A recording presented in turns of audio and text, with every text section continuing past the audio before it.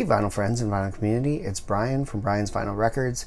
It's Monday, which means it's time for another installment of Vinyl Editions. Before I get started, I wanted to update everybody. Last week I mentioned that my dad was very ill, and this week things took a major turn for the worst.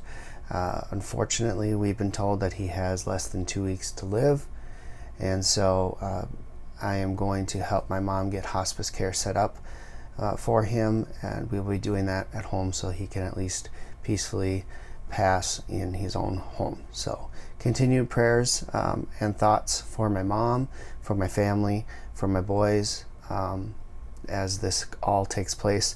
I expect that it may go faster than we think, just because he'll be home with my mom, and I think that is what he wants.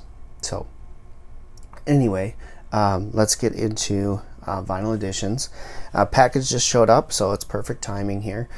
These come from an online auction at that auction house I told you about before, Stash House. This is from Jonathan there, a really great seller there, and so we'll start there. The first one up is Aja by Steely Dan.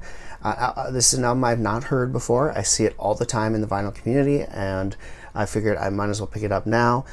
These were discount records, so it didn't cost me much at all. This one's a discount because the flap is completely split, which is good because that's an easy fix on this one. So Steely Dan's Aja is the first one.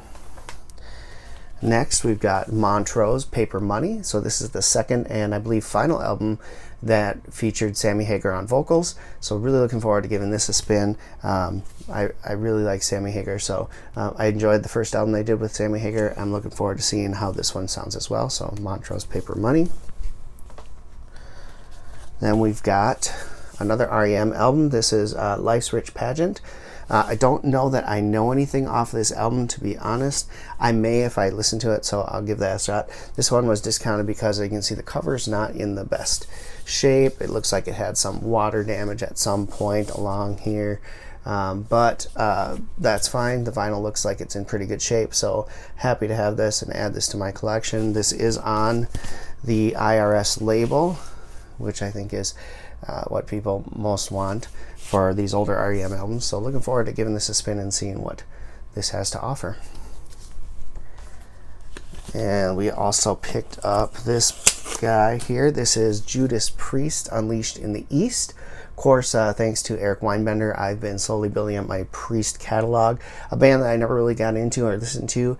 Picked up the Record Store Day release that they had of Rockarola a couple years back. Really enjoyed that and started just getting into Priest. Started following Eric Weinbender on YouTube, and he's a big Priest fan, so he's gotten me into these guys more. And so really looking forward to this, Unleashed in the East by Judas Priest.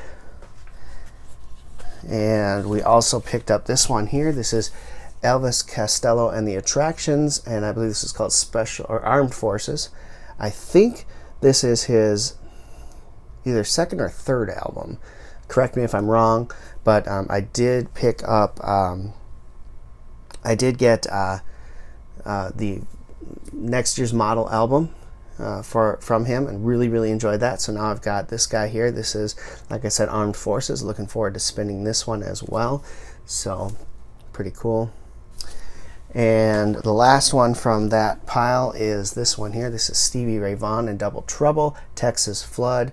Stevie Ray Vaughan is one of my dad's favorite guitar players, so I think this is really cool that I was able to pick this up this week. So very happy to have this in my collection. I've been trying to catch as much Stevie as I can. Cover is in fairly decent shape, actually. It's not bad. There's a spine split there, but other than that, not too bad. He did state that there was some issues with the vinyl as itself. It looks really gross, but that it plays through, so I'll give that a spin and enjoy it either way. All right, now I mentioned last week that I didn't know if I was going to be able to make it to the record store due to everything going on with my dad.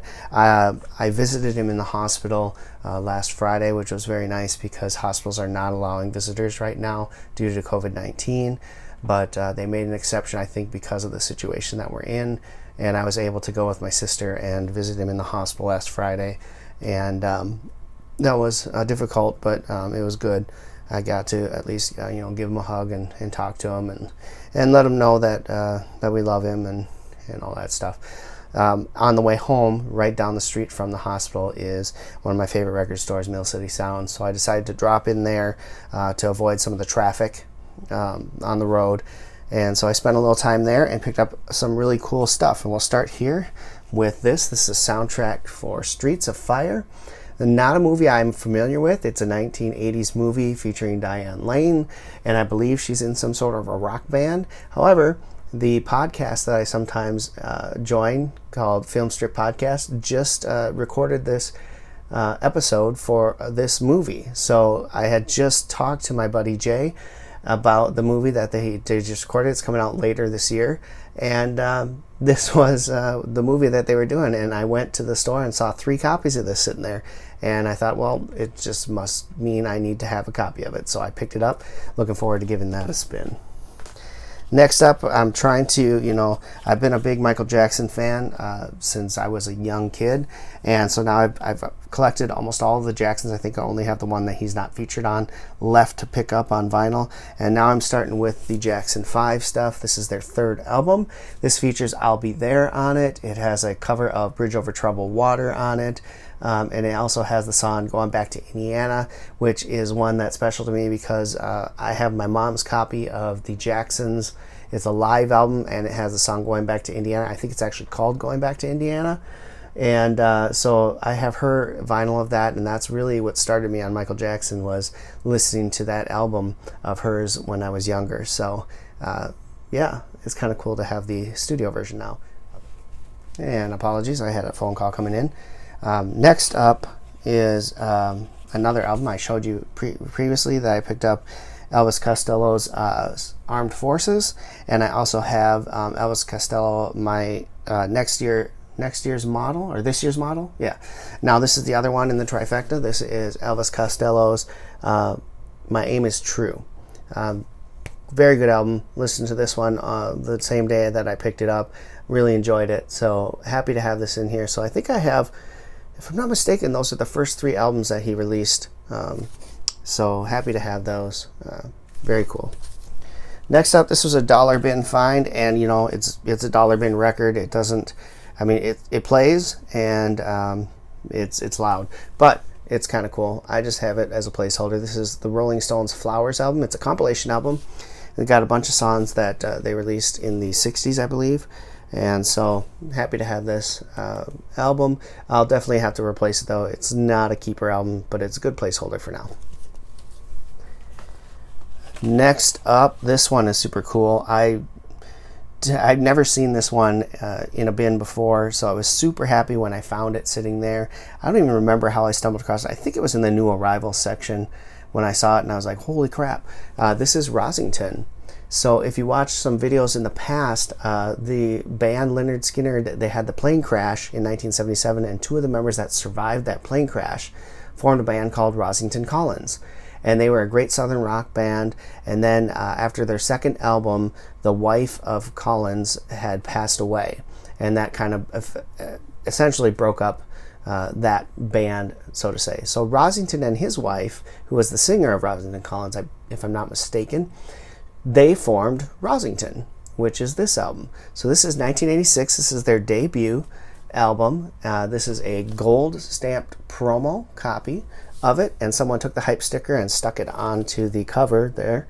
Not something I typically do, but super cool. This is interesting. It's southern rock, but it's also kind of that poppy southern rock. So think of like ZZ Top at their poppiest. That's kind of what this kind of sounds like, and it's actually pretty good. I really enjoyed it. So a super fun find. Rosington band. This is called Return to the Scene of the Crime, 1986. Pretty cool. The last album I picked up from Mill City is super special. I've not ever seen this available in stores, and so I've been looking for it forever. I see it on Discogs all the time, but I just don't ever find anything with it to go with it, because it's not an expensive album, so I don't want to pay shipping on it and basically double the price of the album when I get it. But this was super cool. It was sitting there in the section, and it's almost minty, and this is Elvis, and this is Always on My Mind. It's a compilation album, and it has a lot of, I mean, unfortunately, really sad songs on it. But I had this cassette when I was a kid, and I never knew that Always on My Mind was originally done by Willie Nelson, I'm pretty sure. And so I only ever knew Elvis Presley's version, and it was one of my favorites. And I think they used it in the TV movie that Priscilla did back in the day. But either way, always been looking for a copy of this because I really, really liked this as a kid. And so I finally found it, and here it is. It's in just absolutely beautiful condition, and the super cool part about it is it's a 1985 press that comes on translucent purple vinyl. How neat is that? I didn't even know they were doing colored vinyl in the 80s, but here it is, 1985 press, Elvis Always on My Mind, and just super, super excited to have this. Listen to this immediately when I got home. Probably not the best thing to listen to after seeing my dad in the hospital and all the news that we got, but I still enjoyed listening to it because it just brought back some really good memories. The last thing I want to show you is something that I ordered off of Amazon. This is super cool. I've been going back and forth on this. It's not a cheap album, and that's why I've been going back and forth on it. But seeing the construction of it and how heavy duty this thing is, I can see why it wasn't cheap. But this is Mad Season Live at the Moore. So Mad Season is a super group that formed with Alice in Chains lead singer Lane Staley. I believe it's got Mike McCready from Pearl Jam in here. Yep, and it's got... the bass player is John Baker Sanders. I can't remember off the top of my head what band he's in. And the drummer is Barrett Martin. But I believe that the bands that are involved here are obviously Pearl Jam and Alice in Chains. And I think the other one was the Screaming Trees, where these guys all came from. It was a super group that formed in the mid-90s. And they recorded one album called Mad Season Above, which is an absolutely fantastic album. And then this was a live show that I think was done in 1995. And man, it sounds so good. It's spectacular. I've been seeing people post this and say how great it is. They weren't wrong. It's fantastic. Love it, and super happy to have it in my collection here. It's heavy duty, like really strong gatefold.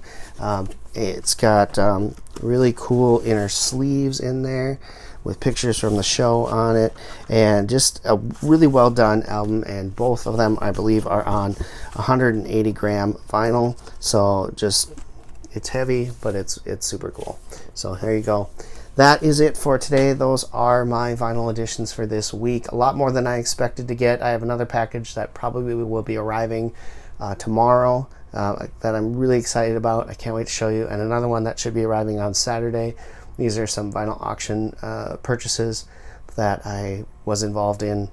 They're finally coming here. And I also found some cool warehouse deals that are slowly trickling in. I think most of them should be here by Wednesday. So next week when I do an update, if all is okay on the home front, I hope to get it out on Monday. If not, it'll be a little later.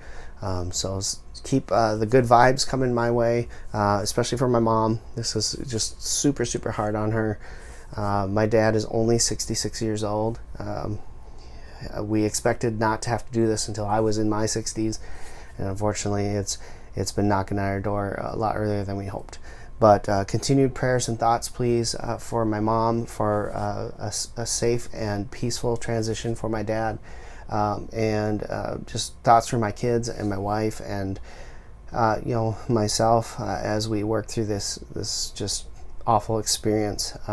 But super happy as well that I have the chance to share those last few days and say goodbye to my dad. Awful, but also a blessing in disguise, I think, that we have that chance, because most don't. Anyway, before I start crying on camera, thank you so much for watching. If you're new, hit that subscribe button. If you like this video, please give it a thumbs up, and please do leave some comments below. Love interacting. Any of those albums in particular that you like, love to hear about that. Thank you for watching. Until next time, keep spinning vinyl, friends.